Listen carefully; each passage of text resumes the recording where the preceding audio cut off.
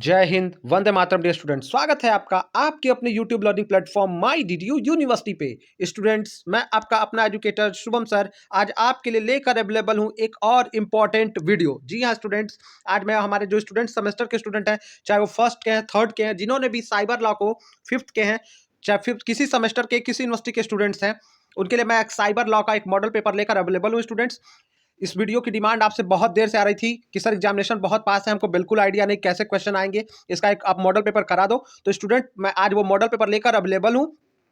मैंने अपना प्रॉमिस पूरा किया आपके लिए मॉडल पेपर लेकर, और आपका दायित्व बनता है स्टूडेंट्स कि वीडियो को ज्यादा से ज्यादा लाइक और सब्सक्राइब करा दीजिए। स्टूडेंट, एटलीस्ट 1000 लाइक तो वीडियोस पे हो ही जाने चाहिए। हर स्टूडेंट आप करके जाइएगा, क्योंकि बड़ी मेहनत करते हैं, रात में जाकर आपके लिए क्वेश्चन ढूंढते हैं, प्रिपेयर करते हैं, तब जाके वीडियोस कर पाते हैं स्टूडेंट।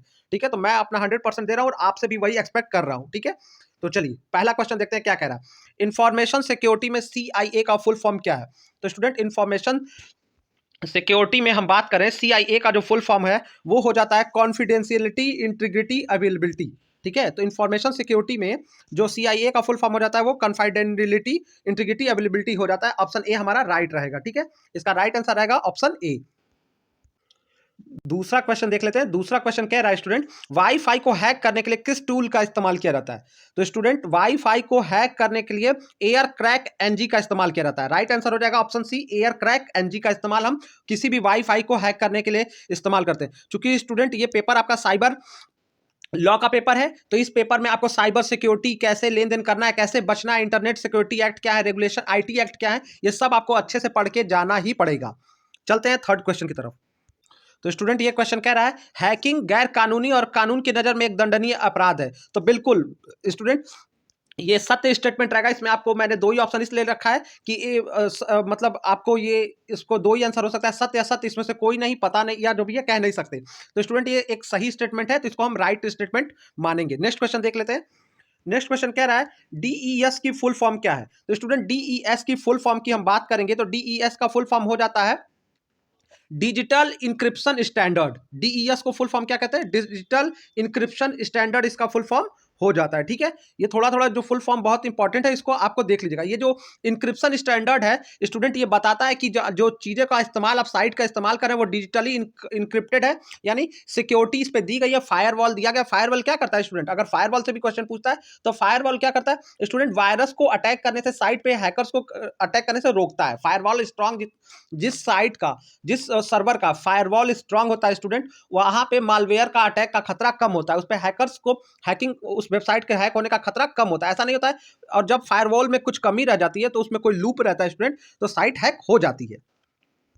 नेक्स्ट क्वेश्चन कह रहा है, असुरक्षित प्लगइन का दूसरा नाम क्या है? तो स्टूडेंट, जो असुरक्षित प्लगइन होता है उसको हम मालवेयर के नाम से जानते हैं। जो किसी भी चीज में मालवेयर आ जाने की वजह से, प्लगइन मतलब किसी चीज को कंप्यूटर में, फोन में इंस्टॉल करना, कहीं से आप डाउनलोड करके ले आते हो तो उस फाइल में, उस प्रोग्राम में मालवेयर हो सकता है। मालवेयर स्टूडेंट क्या होता है? एक असुरक्षित प्लगइन। प्लगइन मतलब आप लगाते हो ना अपने CD DVD को, मेमोरी कार्ड को फोन में कहीं कनेक्ट करते हो ना, तो वही प्लगइन कहलाता है। तो ये एक क्या होता है? असुरक्षित प्लगइन का दूसरा नाम मालवेयर होता है। जिस चीज को हम मतलब असुरक्षित हो हमारे कंप्यूटर के लिए, हमारे सिक्योरिटी के लिए, तो उसको मालवेयर के नाम से हम जानते हैं। ठीक है, अगला क्वेश्चन कह रहा है, DHA का फुल फॉर्म क्या है? तो स्टूडेंट, DHA का जो फुल फॉर्म है वो आपको जानना होगा कि डायरेक्टरी हार्वेस्ट अटैक। इसको क्या बोलते हैं? डायरेक्टरी हार्वेस्ट अटैक बोलते हैं।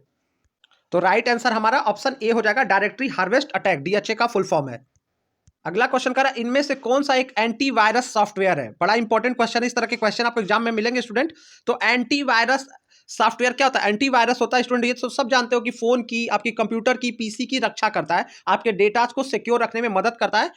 बाहरी जो आप में वायरस और चीजें ना आ जाए, आपके फाइल को खराब ना कर दे, करप्ट ना कर दे, तो उससे रक्षा करता है। तो इसका एग्जाम्पल नॉर्टन भी है, K7 भी है, कैस्पर स्काई है, क्यूकिल है, बहुत सारे, ये सारे किसके नाम है? तो ये सब एंटीवायरस है स्टूडेंट। तो ये सारे राइट आंसर हमारा ऑप्शन हो जाएगा डी, दिए गए सभी, ये सब क्या है? एक एंटीवायरस है। ठीक है, क्वेश्चन नंबर देख लेते हैं। नेक्स्ट क्वेश्चन कह रहा है, पासवर्ड के इस्तेमाल से नेटवर्क में बढ़ती है। तो पासवर्ड हम लगाते हैं तो नेटवर्क में की इस्तेमाल में क्या बढ़ता है? तो स्टूडेंट, उसकी जो है सिक्योरिटी बढ़ जाती है। जब हम किसी अपने अकाउंट पे कहीं पे भी पासवर्ड लगाते हैं तो क्या हो जाती है, हमारी सिक्योरिटी बढ़ जाती है, यानी हमारे बिना उसको पासवर्ड के कोई और उसको खोल नहीं सकता है, उस चीज़ों को एक्सेस नहीं कर सकता है, उसका उपयोग नहीं कर सकता है। तो पासवर्ड से नेटवर्क की, आपके एप्लीकेशन की क्या बढ़ जाती है, सिक्योरिटी बढ़ जाती है। ठीक है, परफॉर्मेंस नहीं बढ़ती है, रिलेबिलिटी नहीं बढ़ती, क्या बढ़ती है, सिक्योरिटी बढ़ती है। स्टूडेंट आप क्वेश्चन के आंसर जान रहे हैं तो अपने आप को चेक करते रहिएगा। ठीक है, नेक्स्ट क्वेश्चन देखते हैं। कंप्यूटर वायरस एक कंप्यूटर से दूसरे कंप्यूटर में कैसे फैल सकता है, यानी एक वायरस एक कंप्यूटर से दूसरे कंप्यूटर में कैसे जाता है स्टूडेंट। तो वायरस की हम बात करेंगे तो वो कह रहा है ऑप्शन ए क्या कह रहा है, चलो ऑप्शन बी अब देखते हैं। अभी तक तो फुल फॉर्म था तो मैं डायरेक्ट आपको आंसर बता रहा था, अब थोड़ा देखते हैं। कह रहा इन्फेक्टेड फाइल को शेयर करने से, बिल्कुल आ सकता है। अगर कोई फाइल आप शेयर कर रहे हो जिसमें वायरस है, मैलवेयर है, तो वो बिल्कुल आपको नुकसान करता है। दूसरा कह रहा है टच करने से कंप्यूटर में वायरस नहीं आएगा, दूसरे कंप्यूटर को पास में रखने से, दोनों को एक ही नेटवर्क में इस्तेमाल करने से।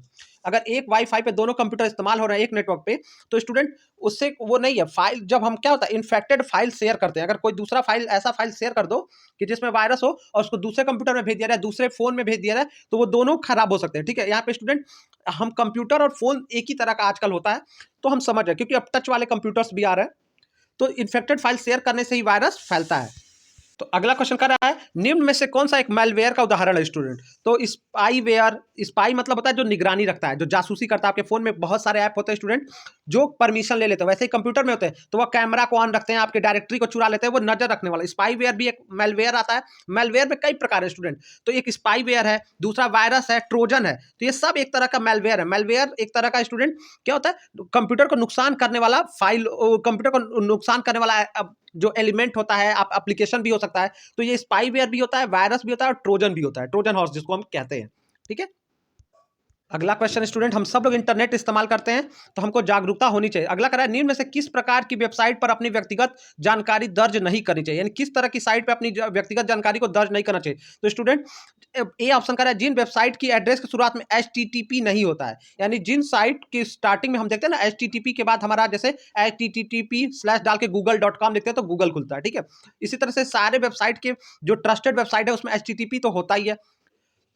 दूसरा अगर जिन वेबसाइटों में पैडलॉक नहीं होता है, तो स्टूडेंट इन दोनों बात का ध्यान रखना चाहिए। तो ये हमारा दोनों राइट आंसर रहेगा कि दोनों में, यानी HTTP होना ही चाहिए पहले वेबसाइट खोलने में, और दूसरी बात उसमें पैडलॉक सिक्योरिटी होनी चाहिए। ठीक है, तभी उस वेबसाइट को खोलना चाहिए। आजकल हमारे सबके फोन में आ रहा है ना, रिचार्ज कर लीजिए, राम मंदिर बनने पे आपको रिचार्ज दिया जा रहा है, या इस तरह मोदी जी ने आपको ये ऑफर दिया। ये सब फर्जी वेबसाइट है, इसको क्लिक करने से आपका फोन हैक हो सकता है, क्योंकि वो आपको गलत वेबसाइट पे ले जाता है और जहां से मैलवेयर आपके फोन में और आपके कंप्यूटर में इंटर कर सकता है। तो बिल्कुल इस सबसे बचना है। ठीक है, और ध्यान रखना है।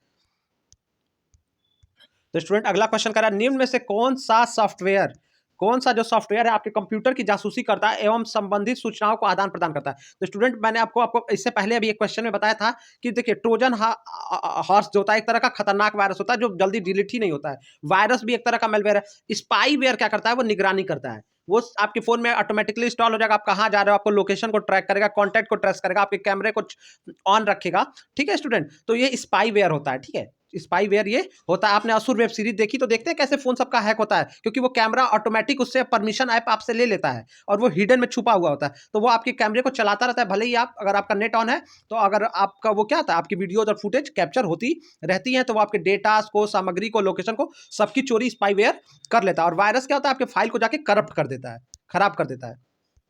नेक्स्ट क्वेश्चन कह रहा है निम्नलिखित में से कौन सा एक मैलवेयर का उदाहरण नहीं है स्टूडेंट। तो मैलवेयर का उदाहरण क्या नहीं है, कह रहा है ट्रोजन हॉर्स मैलवेयर ही है, वायरस भी है और स्पाईवेयर भी आपका एक मैलवेयर कहलाता है। लेकिन एंटीवायरस क्या करता है, आपकी वायरस से और इन सब चीजों से, मैलवेयर से आपके फोन की रक्षा करता है, आपके कंप्यूटर की रक्षा करता है। तो ये आपका एंटीवायरस जो ऑप्शन डी है वो आपका मैलवेयर का उदाहरण नहीं है।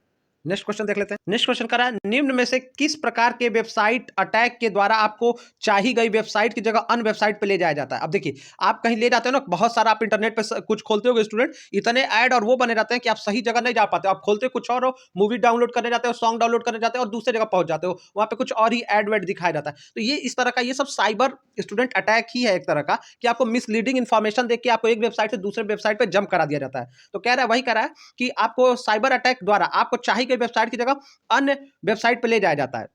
तो वो क्या है, तो कह रहा है डीएनएस पोजीशनिंग, दूसरा फिशिंग, इसी को PSHING होता है स्टूडेंट, ये मछली मारने वाला फिशिंग नहीं है, उसको फिशिंग बोलते हैं, फिशिंग। और दूसरा करा है सेशन हाईजैक, तीसरा करा है इनमें से कोई नहीं। तो स्टूडेंट फिशिंग द्वारा जो क्या होता है, आपको मूर्ख बनाया जाता है। आपको क्या कहा जाता है, आपकी वेबसाइट से मिलती जुलती वेबसाइट तैयार कर दी जाएगी, आपको वेबसाइट को दूसरे वेबसाइट पर रीडायरेक्ट कर दिया जाएगा। आप जाना चाहोगे कहीं और, लेकिन नकली वेबसाइट पे आप पहुंच जाओगे या दूसरे वेबसाइट पे पहुंच जाओगे। तो ये क्या कहलाती है, फिशिंग कहलाती है। ठीक है स्टूडेंट, इसको ध्यान रखेंगे, बड़ा इंपॉर्टेंट टर्म है, इससे जरूर क्वेश्चन आपको एग्जाम में मेरे हिसाब से देखने को मिलेगा। ठीक है, चाहे भले ही क्वेश्चन थोड़ा बदला रहेगा, लेकिन इससे रिलेटेड आएगा, तो आप समझे रहोगे तो आप कर ले जाओगे। अगला क्वेश्चन, निम्न में से कौन सा साइबर अटैक के प्रकार है। अब आपको साइबर अटैक का प्रकार बताना है। तो कर आप पिसिंग, सर्चिंग, ब्राउजिंग दिए गए सभी। स्टूडेंट सर्च और ब्राउजिंग से हमारा साइबर अटैक हो सकता है, लेकिन ये इससे ये खतरा थोड़ा ना हमेशा थोड़ा ना होता है। लेकिन जो पिसिंग है ये साइबर अटैक ही है। ये क्या है, साइबर अटैक है। आपके फोन आपको गुमराह वेबसाइट पे ले जाना, गलत वेबसाइट पे ले जाके आपको गलत आपके फोन को हैक कर लेना, आपके सिस्टम को हैक करना, नेटवर्क को हैक करना, ये सब पिसिंग कहलाता है। ठीक है, चलिए अगला क्वेश्चन देखते हैं। निम्न में से कौन सा साइबर अटैक है। अब साइबर अटैक कौन सा है, पहचानेंगे इसको। ऑप्शन ए का रहा पासवर्ड अटैक, दूसरा का रहा डेनियल ऑफ सर्विस, तीसरा का रहा पिसिंग और डी का रहा सभी। अब देखिए साइबर अटैक में स्टूडेंट पासवर्ड आपका चोरी कर लेना, आपका पासवर्ड पे नजर रखना। कई बार फोन में आता है ना, पासवर्ड सेव रहता है, डेटा के रूप में सेव हो जाता है, और अगर वो साइट और वो कंपनी हैक होती है तो हमारा पासवर्ड भी हैक हो जाता है, क्योंकि हम पासवर्ड सेव तो कर देते हैं कि हम कौन बार बार भूल जाएंगे लॉगिन करने के लिए, लेकिन वो सुरक्षित नहीं होता। अपना पासवर्ड हमेशा सेफ रखना चाहिए। तो ये सारे जो एग्जाम्पल हैं, password attack, denial of services, phishing, ये सब क्या है, साइबर अटैक के उदाहरण हैं सारे के सारे। ठीक है, चलिए नेक्स्ट क्वेश्चन देख लेते हैं। साइबर सुरक्षा को भी जाना जाता है, साइबर सुरक्षा को भी जाना जाता है किस नाम से। तो स्टूडेंट साइबर सुरक्षा को, साइबर सिक्योरिटी पे अब हम आ जाते हैं। अभी तक तो क्या खतरे थे, कैसे आ रहे थे वो देख रहे थे। तो इसको क्या जानता है, देश सुरक्षा, आपातकाल सुरक्षा, कंप्यूटर सुरक्षा, इनमें से कोई नहीं। तो स्टूडेंट साइबर सुरक्षा को कंप्यूटर नेटवर्क सिक्योरिटी के नाम से जानते हैं, कंप्यूटर नेटवर्क सिक्योरिटी यानी कंप्यूटर सुरक्षा के नाम से भी जानते हैं। ठीक है, तो साइबर सुरक्षा को कंप्यूटर सुरक्षा के नाम से भी हम जानते हैं। अगला प्रश्न देखते हैं। निम्न में से कौन सा उद्देश्य हानिकारक उद्देश्य वाला सॉफ्टवेयर है, यानी जिसका मकसद खराब हो, बैड इंटेंशन से कौन सा प्रोग्राम या सॉफ्टवेयर डिजाइन किया जाता है। तो malware, word, VLC, paint. Student word तो एमएस वर्ड है, उस पर लिखते हैं, वीएलसी तो मीडिया प्लेयर है, एमएस पेंट भी हमारा काम करने वाला है जिसमें हम पेंटिंग करते हैं। लेकिन स्टूडेंट जो हमारा मेलवेयर है ये मतलब हानिकारक उद्देश्य से बनाया गया सॉफ्टवेयर होता है, यानी इस सॉफ्टवेयर का मतलब ये जासूसी करना, निगरानी करना, चोरी करना, ये किसी तरह का हो सकता है। ठीक है, ये तीनों तरह का जो मैं मेलवेयर के प्रकार बताए थे, तो वो सारा प्रकार का ये सॉफ्टवेयर हो सकता है, ये गलत इंटेंशन से बनाया ही जाता है। ठीक है स्टूडेंट, आप जैसे जीबी व्हाट्सएप जैसे कंपनियों का उपयोग करते हो, जो एक व्हाट्सएप की डुप्लीकेट होती हैं। ठीक है, इससे भी आपके प्राइवेसी का खतरा बहुत ज़्यादा रहता है। आपके वीडियोज, फोटोज, आपकी जानकारी, पब्लिक कॉन्टैक्ट सब दूसरे सर्वर पे इकट्ठा होते रहते हैं। वो आपकी फ़ोन की पूरी क्लोन बना के आपके फ़ोन का सारा डेटा दूसरे सर्वर पे अपलोड करता रहता है। ठीक है, नेक्स्ट क्वेश्चन देखते हैं। डेनियल ऑफ सर्विस कंप्यूटर में क्या करता है। स्टूडेंट तो डेनियल ऑफ सर्विस क्या करता है, कंप्यूटर को ओवरलोड कर देता है। कंप्यूटर में अनवांटेड चीजें डाउनलोड होने लगेगी। जब डेनियल सर्विस होता है, कभी कभी आप ऐसे वेबसाइट पे गए होगे जो बहुत सारी चीजों को आपको डाउनलोड कराने लगता है, तो वो डेनियल सर्विसेज से कंप्यूटर क्या होता है, वो जंक की तरह काम करता है। आपके कंप्यूटर पर निगरानी करने के लिए और चीजों को करप्ट करने के लिए कंप्यूटर को ओवरलोड कर देता है। ठीक है, ओवरलोड यानी ज्यादा अनवांटेड चीजें डाउनलोड हो जाएंगी। ठीक है, तो वो डेनियल ऑफ सर्विसेज काम करता है। अगला प्रश्न देखते हैं। हमलावर संक्रमित विज्ञापनों को अपलोड कर किस प्रकार का हमला करता है। तो देखिए, जो हमलावर यानी साइबर अटैक वाला जो अटैकर होता है, वो संक्रमित विज्ञापन यानी इन्फेक्टेड एडवर्टाइजमेंट को अपलोड करके किस तरह का हमला करता है। तो डेनियल ऑफ सर्विसेज करता है, यानी बहुत सारी चीजें डाउनलोड होने लगेंगी, आप समझ नहीं पाओगे, आपका कंप्यूटर हैक हो जाएगा, काफी देर के लिए फंस जाएगा, आप निकलना चाहोगे लेकिन आपका कंप्यूटर पीसी स्लो हो जाएगा वहां पे जाके। ठीक है, तो वेब हमले, मालवेयर, टाइजिन, इनमें से कोई नहीं। तो स्टूडेंट तो संक्रमित हम अपलोड करके किस प्रकार का हमला करता है, तो मालवेयर, टाइजिन जो होता है, टाइजन जो होता है, तो ये सारा चीजों को करता है। ठीक है, तो संक्रमित विज्ञापन जो होते हैं मालवेयर के रूप में जाके वो हमले करते हैं। ठीक है, तो इसको ऑप्शन सी के साथ हम चले जाएंगे। ठीक है, नेक्स्ट क्वेश्चन। सिस्टम सिक्योरिटी को सेंध में को पहचाना जाता है। तो सिस्टम सिक्योरिटी में सेंध को, अगर किसी सिस्टम सिक्योरिटी में जैसे कोई नेटवर्क हो, फायरवॉल हो, जैसे आपका फेसबुक हैक हो जाए, कुछ भी हो जाए, तो इस सिक्योरिटी को क्या कहा जाता है। तो स्टूडेंट इसको जब क्रैकिंग क्या होता है कि किसी चीज का तोड़ निकाल लेना, आप गेस करके आपका पासवर्ड गेस कर लेना, इसको क्रैकिंग कहते हैं। तो ये क्रैक कहते हैं ना, इनका पासवर्ड क्रैक करना है। तो क्रैक मतलब उसके फायरवॉल को तोड़ देना है, और हैकिंग में क्या करना है, पूरा कंट्रोल अपने हाथ में ले लेना है। तो ठीक है, तो ये जो सिस्टम सिक्योरिटी होती है, सिस्टम सिक्योरिटी में सेध को हैकिंग और क्रैकिंग दोनों के नाम से बोलते हैं। तो हैकिंग में मैंने बता दिया कि पूरे वेबसाइट का, आपका पूरे कंप्यूटर का कंट्रोल, आपके पूरे फेसबुक का कंट्रोल दूसरे के हाथ में रहेगा। और क्रैकिंग क्या होता है, डुप्लीकेट पासवर्ड बनाकर डुप्लीकेट तरीके से आपकी जानकारी को चुरा लेना। ठीक है, और ये दोनों सिस्टम सिक्योरिटी में आते हैं। ठीक है, तो आप हैकिंग और क्रैकिंग दोनों का अंतर समझ गए होंगे, और दोनों कैसे सिस्टम सिक्योरिटी से, ये भी समझ में आपको बात आई होगी स्टूडेंट। अगला क्वेश्चन क्या कर रहा है, हमलावर क्लाइंट मशीन और सर्वर के बीच एक ऑथेंटिक सेशन की निगरानी कर किस तरह का हमला करता है। यानी जो हमलावर क्लाइंट मशीन मतलब जो यूजर कंप्यूटर का इस्तेमाल कर रहा है, तो जो अटैकर है वो क्लाइंट मशीन और सर्वर के बीच एक ऑथेंटिक सेशन की निगरानी, वो क्या काम कर रहा है उसकी निगरानी रखता है। कैसे वो काम कर रहे हैं, आप क्या टाइप कर रहे हो, क्या कर रहे हो, किस साइट पे क्या डिटेल डाल रहे हो, उसकी निगरानी करके किस तरह का हमला करता है। ठीक है स्टूडेंट, तो स्टूडेंट जब आप सर्वर पे काम करते हो और आपकी निगरानी रखी जाती है तो उसको कहा जाता है सेशन अटैक हो जाता है, वो सेशन को चुरा लिया जाता है, तो उसको सेशन अपहरण के नाम से भी हिंदी में हम जानते हैं, और ये सेशन कैप्चर कहलाता है, सेशन कैप्चर इसको अंग्रेजी में बोलते हैं। ठीक है, अब अगला क्वेश्चन कर रहा है, यह एक अप्रासंगिक अवांछित संदेश, अप्रासंगिक मतलब जो वैलिड ना हो, जिसको मान्यता ना दी जा सके, जो ठीक ना हो, और अवांछित मतलब जो आप नहीं चाहते हैं, अनवांछित मतलब बिना इच्छा के जो हो जाए। तो एक अप्रासंगिक और अवांछित संदेश ईमेल जो आमतौर पर इंटरनेट पर विज्ञापन, फिशिंग और मालवेयर फैलाने के लिए भेजी जाती है, तो क्या कहा जाता है। इंटरनेट पर विज्ञापन, फिशिंग और मालवेयर फैलाने के लिए क्या भेजा जाता है, तो स्टूडेंट स्पैम, उसको हम क्या बोलते हैं, वो एक एडवर्टाइजमेंट के फॉर्म में होता है, जानबूझ के आपको ऐड दिखाया जाएगा, आपको जानबूझ के कुछ और चीजें आपको, तो ये आप नहीं चाहते हो, फिर भी आपके पे मेल पे आता है, और मेल में भी आपने ध्यान से देखा होगा स्पैम एक मेल होता है, नहीं होता है तो जाके चेक करना। तो उस ये सारा जो जानबूझ के विज्ञापन फैलाने के लिए जो ईमेल का इस्तेमाल किया जाता है उसको हम स्पैम कहते हैं। ठीक है, स्पैम में मालवेयर भी हो सकता है, अगर ईमेल ट्रस्टेड नहीं है उसके अटैचमेंट के रूप में आपको वायरस भी भेजा जा सकता है, आपको मालवेयर भी अटैचमेंट के फॉर्म में भेजा जा सकता है, कुछ ऐसी फाइलें भेजी जा सकती हैं जिसमें मालवेयर रहता है। ठीक, तो नेक्स्ट क्वेश्चन देखते हैं। स्टूडेंट कह रहा है समाचार पढ़ने, मनोरंजन, अनुसंधान, छुट्टियां बुक करने, तो समाचार पढ़ने, मनोरंजन के लिए, अनुसंधान, रिसर्च के लिए, छुट्टियां बुक करने के लिए, खरीदने और बेचने, सीखने, बैंक और अन्य कार्य के लिए सक्षम बनाता है क्या। तो हमको क्या बनाता है, इंटरनेट हमको समाचार भी हम इंटरनेट पे पढ़ सकते हैं, अपना मनोरंजन कर सकते हैं, इंटरटेनमेंट को देख सकते हैं, सारी चीजें हम इंटरनेट की सहायता से करते हैं। ठीक है, इंटरनेट चाहे फोन में। तो स्टूडेंट अगला क्वेश्चन कर रहा है, किसे मैलवेयर के रूप में जाना जाता है, तो स्टूडेंट ट्रोजन, वायरस और स्पाईवेयर तीनों को जो हम मैलवेयर के नाम से जानते हैं, तो ए बी दोनों हो जाएगा, अगर इसमें ट्रोजन रहेगा तो ए बी सी तीनों हम कर देंगे। ठीक है, तीनों को मैलवेयर कहते हैं। तो स्टूडेंट कह रहा है यहाँ पे, अगर मैंने इसको अंग्रेजी में ही हो गया, ये कॉपीराइट मतलब सर्वाधिकार सुरक्षित, कॉपीराइट सुरक्षित सॉफ्टवेयर, वीडियो, संगीत, फोटो, दस्तावेजों को डाउनलोड करने का किस प्रकार का उल्लंघन में आता है, ये किस प्रकार के उल्लंघन में आता है। तो स्टूडेंट जब हम कोई मतलब हम अब देखिए साइबर क्राइम में ये भी है कि दूसरे के डॉक्यूमेंट को चुरा लेना, दूसरे की फोटोज वीडियो जो दूसरे की हो उसको अपने यूज कर लेना अपने काम में, बिना उसको क्रेडिट दिए या बिना उसको सूचना दिए, तो स्टूडेंट ये कॉपीराइट उल्लंघन में आता है, इसको हम कॉपीराइट उल्लंघन भी कहते हैं। ठीक है, यहाँ पे सर्वाधिकार सुरक्षित उल्लंघन को कॉपीराइट उल्लंघन के नाम से जाना जाता है। ठीक है, तो कॉपीराइट उल्लंघन भी एक तरह का साइबर क्राइम में ही आता है कि दूसरे का वीडियो है, दूसरे की इंफॉर्मेशन है, दूसरे की फाइल है, दूसरे का रिसर्च है, अपने नाम से छाप दिए, अपने लिए इस्तेमाल कर लिए, ये सब क्या आता है, कॉपीराइट में आता है। ठीक है, इसका ये पर्पज नहीं है कि आप दूसरे का कंप्यूटर हैक कर लो, लेकिन दूसरे की चीजों को चोरी करना भी एक कॉपीराइट चोरी में आता है। ठीक है, तो इसको कॉपीराइट का उल्लंघन कहते हैं। अगला स्टूडेंट कह रहा है कि सुरक्षित वेब ब्राउजर में कोई पेड लॉक नहीं होता, यानी पेड लॉक नहीं होता उसका, तो तब वेब एड्रेस की शुरुआत में क्या नहीं होता है, तो स्टूडेंट वेब की शुरुआत में तब HTTP नहीं होता है, अगर पैडलॉक भी नहीं है, और वो तब जैसे कोई भी वेबसाइट मैंने पहले ही बताया कि शुरुआत में HTTP नहीं है, और तो कह रहा है कि सुरक्षित वेब ब्राउजर में कोई पैडलॉक नहीं है, तो वेब एड की शुरुआत में HTTP नहीं होता है। ठीक है, HTTPS में स्टूडेंट हाइपर टेक्स्ट वाला ये जो पूरा फुल फॉर्म रहता है HTTPS में, तो यस किस बात को दिखाता है। ठीक है, तो HTTPS में जो यस है वो आपको सिक्योर को दिखाता है कि वेबसाइट आपकी क्या है, सिक्योर है। ठीक है, स्टूडेंट इसके लिए आपको, जैसे आप जब पूरा देखोगे आप सुरक्षित कर दोगे तो वो तो अलग बात है, लेकिन स्टूडेंट इसका जो फुल फॉर्म होता है हाइपर टेक्स्ट से शुरू होता है। ठीक है, तो इसका फुल फॉर्म होता है ये hyper text transfer protocol secure, last में यस का क्या मतलब है, HTTPS में यस का अर्थ है सिक्योर, पूरा फुल फॉर्म भी नोट कर लीजिए, hyper text transfer protocol secure के नाम से हम इसको HTTPS का पूरा फुल फॉर्म होता है, जिसमें यस है वो सिक्योर को दिखाता है। ठीक है, सिक्योरिटी को दिखाता है। स्टूडेंट कह रहा है वेबसाइट पे विश्वास करने का क्या प्रतीक है, अगर वेबसाइट के पास ट्रस्ट सील है, तो ट्रस्ट सील अगर उसको इशू किया गया उस वेबसाइट को, तो वो वेबसाइट क्या है, भरोसेमंद वेबसाइट है, उस पर कोई खतरा आपको नहीं है।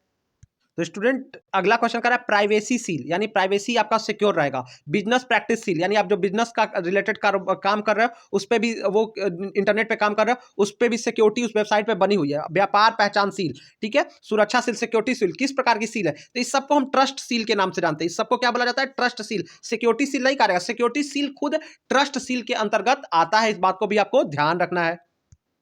स्टूडेंट करा सिक्योरिटी ट्रस्ट सील जो होता है, अब देखो ट्रस्ट सील उसी बोलते हैं, सिक्योरिटी सील नहीं बोलते पूरा, तो सिक्योरिटी इसी का सिक्योरिटी ट्रस्ट सील या ट्रस्ट सील भी कहते हैं। तो सिक्योरिटी ट्रस्ट सील का सत्यापन का सबसे लोकप्रिय प्रकार क्या है? तो अगर हमको पता करना हो कि किसी वेबसाइट पे जो है कि सिक्योरिटी ट्रस्ट सील है कि नहीं, तो कैसे पहचानेंगे? तो पहले हम सर्वर की पहचान करेंगे, दूसरा वेबसाइट, फिर उस सर्वर पहचानेंगे, फिर हम उसको नेटवर्क को पहचानेंगे, वेबसाइट को पहचानेंगे। तो ए बी दोनों हो जाएगा। तो सिक्योरिटी ट्रस्ट सील या ट्रस्ट सील सत्यापन का सबसे लोकप्रिय प्रकार ए बी दोनों हो जाएगा हमारा। अगला क्वेश्चन कह रहा है कंप्यूटर में दुर्भावनापूर्ण यानी गलत इंटेंशन फाइलों को स्कैन करके क्या हटाता है? तो स्टूडेंट एंटीवायरस इसको हटाता है। राइट आंसर हो जाएगा एंटीवायरस।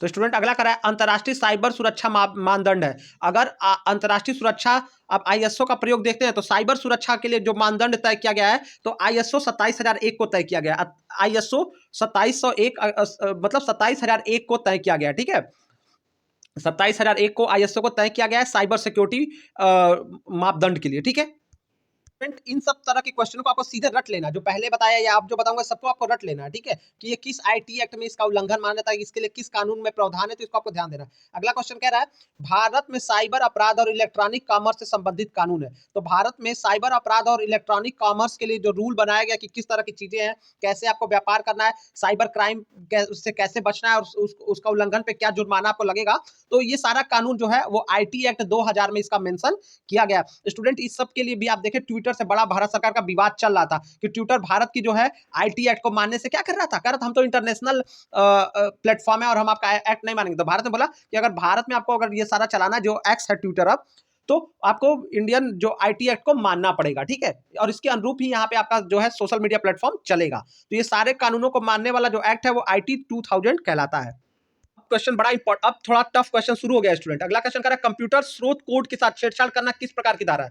तो कंप्यूटर का जो सोर्स कोड होता है, यानी जो सोर्स कोडिंग को आप चेंज नहीं कर सकते, वो उसकी ऑथेंटिसिटी होती है, वो जान के बनाई है। अगर जानबूझ के सोर्स कोड को कोई बदल के चोरी करने का, धोखा देने का प्रयास करता है, तो ये इसके लिए आईटी एक्ट 2000 का सेक्शन 65 इसके लिए क्या करता है, इस पे रोकथाम लगाने की बात करता है। अगर इस तरह का कोई छेड़छाड़ करता है तो वो भी साइबर क्राइम के अंतर्गत ही आता है। तो सेक्शन 65 को याद रखेंगे, सोर्स कोड के साथ या स्रोत कोड के साथ कोई छेड़छाड़ नहीं होनी चाहिए, उसमें कोई बदलाव नहीं होना चाहिए। अगला क्वेश्चन भी देखते हैं। अगला क्वेश्चन करा इलेक्ट्रॉनिक अभिलेखों के साथ छेड़छाड़ करना किस प्रकार की धारा है? तो स्टूडेंट जब इलेक्ट्रॉनिक अभिलेख यानी कोई पीडीएफ है, फाइल है, कहीं से आप डाउनलोड कर लिए और किसी को मिटा के गुमराह करके दिखा रहे हो, नहीं देखो ये वाला नियम है, ये लिखा हुआ है, तो इलेक्ट्रॉनिक अभिलेखों से छेड़छाड़ कर देना, जो डिजिटल फॉर्म में है उसको मिसगाइड करके उसका प्रिंट निकाल के छेड़छाड़ एडिट करके दूसरे तरह का चीजों को दिखाना, अपने लाभ में बातें करना, ये सारा क्या हो जाता है स्टूडेंट? सेक्शन 43 आईटी एक्ट के सेक्शन 43 का उल्लंघन है और इसके तहत आपको कठोर सजा का प्रावधान भी किया गया है। आपको याद रखना पड़ेगा ये सारे क्वेश्चन की कौन किसके अंतर्गत है, छोटी छोटी बातें जिससे आपको बस याद रखना कि किस सेक्शन में किसका जिक्र है। हैकिंग और कंप्यूटर अपराध किस प्रकार की धारा? अब हैकिंग वाला किस एक्ट के अंतर्गत आता है स्टूडेंट? तो एक्ट आईटी एक्ट 2000 के जो सेक्शन 66 के अंतर्गत, हैकिंग को याद रख लीजिए सेक्शन 66। हैकिंग और कंप्यूटर अपराध जो है, कंप्यूटर साइबर क्राइम जो है वाला जो है, ये सेक्शन 66 के अंतर्गत आता है। ठीक है, अगला क्वेश्चन कर रहा है इलेक्ट्रॉनिक रूप से अश्लील जानकारी छिपाना किस प्रकार की धारा है? तो मतलब किसी को जो है मतलब जानबूझ के वो जो ये जो अश्लील चीजों को छुपा लेना, ये जो है स्टूडेंट आपका सेक्शन 67 के अंतर्गत इसको कहा गया है। तो सेक्शन 67 के अंतर्गत जो होता है इसको कहा जाता है। ठीक है, वल्गर इंफॉर्मेशन को छुपाना वो आपका सेक्शन 67 के अंतर्गत अपराध है साइबर क्राइम का। क्वेश्चन बड़ा इंपॉर्टेंट है कॉपीराइट अधिनियम में। कॉपीराइट के बारे में बताया कि बिना किसी को, बिना जो उस चीज का ओनर है या मालिक है या राइटर है उसकी चीजों को चुराना, इस्तेमाल करना, अपने लिए प्रयोग करना, ये कॉपीराइट अधिनियम ये सबसे ज्यादा वायलेट किया जाता है। ये कॉपीराइट अधिनियम बनाया गया था 1957 में, किताबों को लेकर सबसे पहले बनाया गया था कि वो सब चोरी हो रही थी सामग्रियां, लेखकों का मटेरियल दूसरा कोई इस्तेमाल कर ले, अपनी किताबों में डाल दे, तो ये कॉपीराइट का उल्लंघन कहलाता है, जो एक्ट 1957 के अंतर्गत आता है। अगला क्वेश्चन कर रहा है सूचना सुरक्षा प्रबंधन प्रणाली जो आईटी इंफॉर्मेशन और ठीक है मैनेजमेंट टेक्नोलॉजी के लिए कह रहा है कि निम्न से कौन सा एक आईएसओ स्टैंडर्ड है? तो इसके लिए स्टूडेंट आईएसओ 27000 से जुड़ी हुई श्रृंखलाओं का इस्तेमाल किया जाता है। ठीक है, तो आईएसओ 27000 इसके लिए, ठीक है, इसके लिए माना जाता है। ठीक है, आईएसओ का स्टैंडर्ड 27000, 27001 ये सारा है, इस सबों से रिलेटेड स्टैंडर्ड आता है। ठीक है, अब स्टूडेंट कुछ और क्वेश्चनों को भी आपके लिए किया है, वो भी देख लेते हैं। कह रहा है डिजिटल हस्ताक्षर प्रमाण पत्र विभिन्न अनुप्रयोगों के तहत आवश्यकता है। तो जब डिजिटल हस्ताक्षर आप समझते हो ना, जैसे आप आय जाति निवास बनाते हैं तो उस पर डिजिटल सिग्नेचर होता है, जो आपका मजिस्ट्रेट जो आपका वो वहाँ पे सब मजिस्ट्रेट होता है उसका, ठीक है। तो डिजिटल हस्ताक्षर प्रमाण पत्र विभिन्न अनुप्रयोगों के तहत कैसी आवश्यकता है, तो वैधानिक वैधानिक आवश्यकता है कि जो सिग्नेचर करेगा वो लीगल सिग्नेचर, डिजिटल सिग्नेचर आपके आपके डॉक्यूमेंट पे रहेगा और वो हर जगह क्या होगा, वैधानिक मतलब लीगल मान्य है, तो वो वैधानिक आवश्यकता है, याद रखना है इसको, ठीक है आपको। दूसरा क्वेश्चन देखते हैं। सूचना प्रौद्योगिकी अधिनियम 2000 संसद द्वारा अधिसूचित एक अधिनियम है। तो जो सूचना प्रौद्योगिकी अधिनियम 2000 है, संसद द्वारा अधिसूचित एक कौन सा एक अधिनियम है, तो ये जो कब आया, तो स्टूडेंट ये आया 17 अक्टूबर 2000 को, ठीक है। 17 अक्टूबर, ऑप्शन जो डी कह रहा है, 17 अक्टूबर 2000 को सूचना प्रौद्योगिकी अधिनियम 2000 संसद द्वारा लागू किया गया, इसको भी आपको याद रखना है। कब आया, तो 17 अक्टूबर 2000 को। नेक्स्ट क्वेश्चन कर रहा है, कई साइबर अपराध भारतीय दंड संहिता के अंतर्गत आते हैं, निम्नलिखित में से कौन सा एक उदाहरण है। तो साइबर अपराध का उदाहरण पूछा, ईमेल द्वारा धमकी भरे संदेश भेजना, ये भी साइबर क्राइम में आता है, ये भी आप किसी को धमकी दे देना, ये भी साइबर क्राइम है।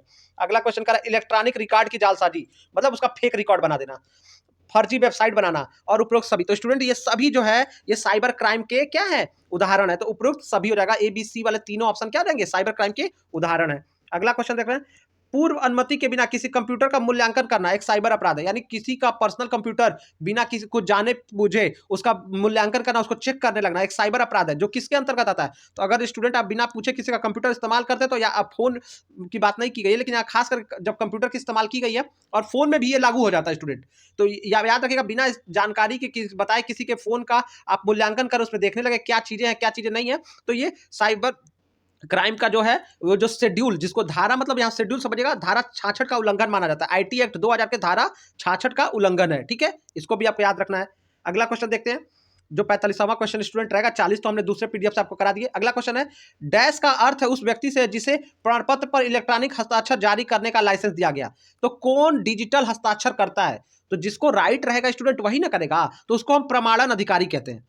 प्रमाणन अधिकारी मतलब जिस अधिकारी को प्रमाण पत्र जारी करने का लाइसेंस होता है, वही डिजिटल हस्ताक्षर यानी इलेक्ट्रॉनिक सिग्नेचर वाला डॉक्यूमेंट जारी कर सकता है और उस सिग्नेचर करके आपको वैधानिक लाइसेंस दे सकता है। आपको सर्टिफिकेट्स या चीजें होती हैं, आप देख रहे हो ना आजकल सब चीजें इंटरनेट से आती हैं और आप डाउनलोड कर लेते हैं और वो मान्य हो जाता है, क्योंकि वो डिजिटली साइंड होती है। चाहे डिजी लॉकर से डाउनलोड करिए, चाहे आप एम परिवहन से अपना डॉक्यूमेंट डाउनलोड करिए, चाहे ई साथी से डाउनलोड करिए, सब डिजिटली साइंड होता है।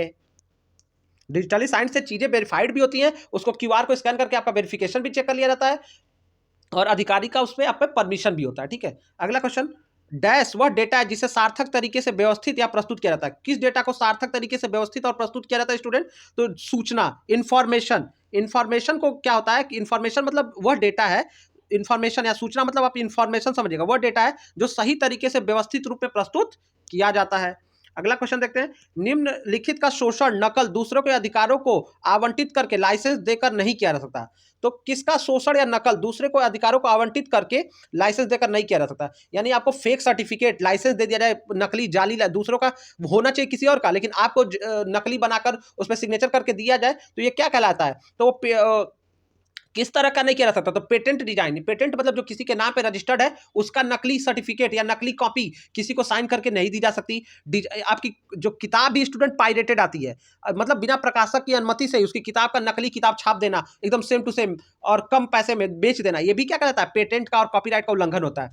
दूसरा डिजाइन, अगर कोई डिजाइनर है उसने कोई डिजाइन बना के पेंट कर दी है, पेटेंट करा ली, पेटेंट मतलब अपने नाम पे करा लिया या डिजाइन बना दिया है और आपने उसको बिना बताए चोरी कर लिया, तो ये भी इसका भी आपको ये लीगल वैलिड नहीं है, इसका मतलब आपको इसका अधिकार नहीं दिया जा सकता। और ट्रेडमार्क, ट्रेडमार्क भी स्टूडेंट आजकल हर चीजों में जब आप सामान खरीदते हो ना, तो ये मार्का वो मार्का होता है ना, ये ट्रेडमार्क, बकेट ट्रेडमार्क, सब लोग अपना अपना एक ट्रेडमार्क बनाए, ट्रेडमार्क को भी चुरा नहीं सकता है कोई, एक कंपनी का एक ट्रेडमार्क ही होता है। तो उपरोक्त सभी इन सब चीजों का डुप्लीकेट या नकल दूसरों को नहीं दिया जा सकता है, इसको लीगली नहीं दिया जा सकता, लीगली मतलब वैधानिक तरीके से नहीं जारी किया जा सकता है, और जो कर लेता है या फर्जी सिग्नेचर बना के कर लेता है, ये सब साइबर क्राइम का एक अपराध है।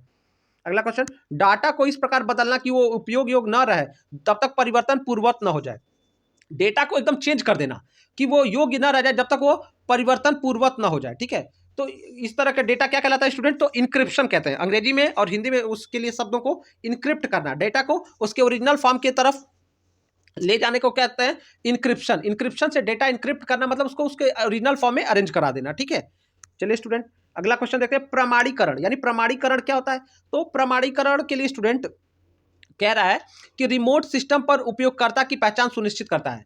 रिमोट सिस्टम पर उपयोगकर्ता की पहचान को सुरक्षित करने के लिए प्रमाणीकरण सर्टिफिकेशन होता है। प्रमाणीकरण मतलब सर्टिफिकेशन, ओके, दूसरा करा निवेश करने के लिए, इन्वेस्टमेंट के लिए, सी करा करेक्शन यानी संशोधन के लिए, और डी करा यूनिफिकेशन यानी एकीकरण के लिए। तो स्टूडेंट प्रमाणीकरण जो होता है वो रिमोट सिस्टम पर, या रिमोट मतलब दूर दराज बैठे कौन सिस्टम को इस्तेमाल कर रहा है, उसका एक आईडी क्या है, आईपी क्या है, ठीक है।